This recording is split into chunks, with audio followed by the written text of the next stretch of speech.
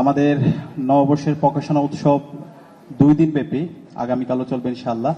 এবং এখানে অনেকগুলো সেগমেন্ট আছে। আমাদের বেশ কিছু বইয়ের মোড়ক উন্মোচন হবে। বিশেষ করে জুলাই নিয়ে আমাদের মোট 3টি বই বের হবে। বিভিন্ন সেগমেন্টে আমরা সেটার মোড়ক উন্মোচন করবো ইনশাআল্লাহ।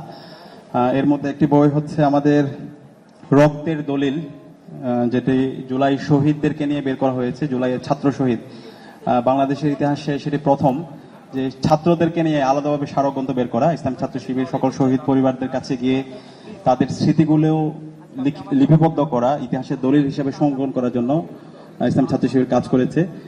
এই রক্তের দলিলের মোড়ক উন্মোচন হবে। এবং এখানে আমরা সকল ছাত্র শহীদ, স্কুল, কলেজ, বিশ্ববিদ্যালয়, মাদ্রাসা, সকল শহীদদের তাদের স্মৃতিগুলো সংগ্রহ করার চেষ্টা করেছি।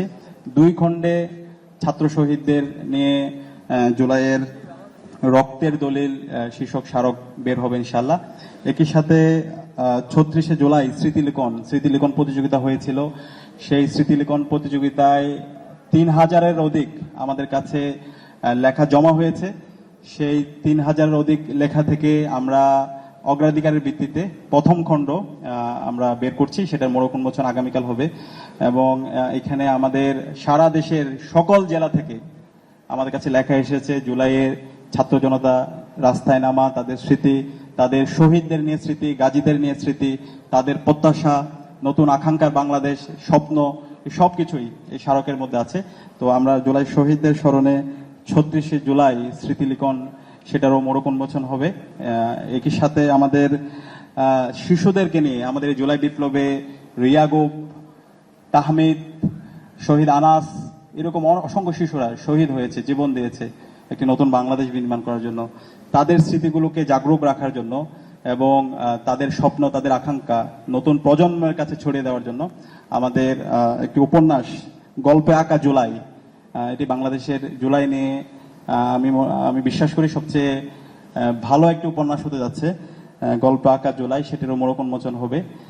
একই সাথে আমাদের আরেকটি বইয়ের মোড়ক উন্মোচন হবে, রাষ্ট্র, রাজনীতি ও ইসলাম। সেটি লিখেছেন ইসলামী ছাত্র শিবির ঢাকা বিশ্ববিদ্যালয়ের, এটা অনুবাদ করেছেন ইসলামী ছাত্র শিবির ঢাকা বিশ্ববিদ্যালয়ের প্রচার সম্পাদক সাজ্জাদ হোসেন খান এবং ঢাকা বিশ্ববিদ্যালয় কেন্দ্রীয় ছাত্র সংসদ এবং হল সংসদ, অমর 21 হল সংসদের এজিএস ওবায়দুর রহমান হাসিব এবং সাজ্জাদ হোসেন খান, এই দুজনে অনুবাদ করেছেন। এই বইটার মোড়ক আজকেই উন্মোচিত হবে সন্ধ্যায়। তো এইভাবে বিভিন্ন সেগমেন্টে আমাদের 2 দিন ব্যাপী আয়োজন আছে, সাংস্কৃতিক সন্ধ্যা আছে। আমরা আশা করব বিশ্ববিদ্যালয়ের শিক্ষার্থীরা এবং মুক্তিকামী ছাত্র জনতা ইসলামী ছাত্র শিবিরের এই প্রকাশনা উৎসবে আসবে, তাদের গুরুত্বপূর্ণ মতামত দিবে। এবং আমরা বারবার বলছি, আমরা নতুন ধারার রাজনীতি বিনির্মাণ করতে চাই। ইসলামী ছাত্র শিবির প্রতিষ্ঠার পর থেকে সেই নতুন ধারার ছাত্র রাজনীতি কেমন হওয়া উচিত সেটা ইসলামী ছাত্র শিবির তার কথা এবং কাজের মাধ্যমে প্রমাণ করেছে।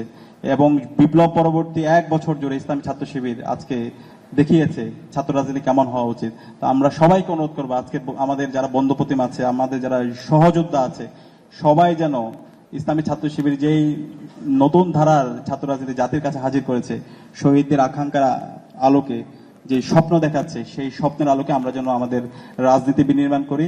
এবং সেই রাজনীতি যদি আমরা বিনির্মাণ করতে পারি, তাহলে আগামীর বাংলাদেশ হবে অনেক সম্ভাবনার।